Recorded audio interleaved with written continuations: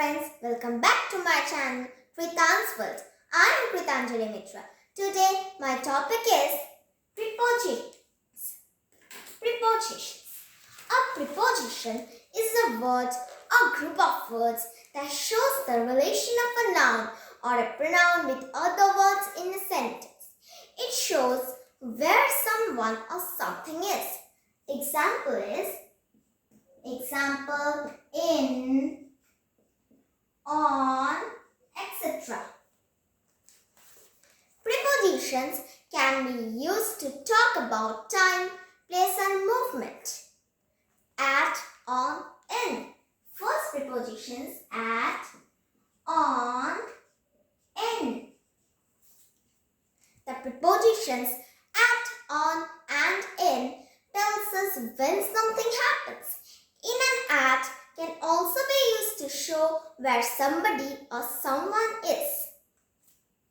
For example, I live in Hyderabad. Example is I live in Hyderabad. I live in Hyderabad. From to for. Next is from to for. From to for. These prepositions tells us about the length of time. From and to can also be used to indicate direction, means to show direction. Example, he is going to Bhopal. He is going to Bhopal. Number 3. On, above, over, behind, in front of, near, between and among. These prepositions show where someone or something is. Example is for. Example, I put a book on the table. I put a book on the table. Under and below. Next is under and below. Under and below. The prepositions under and below mean almost the same, but they are used in different ways. Example is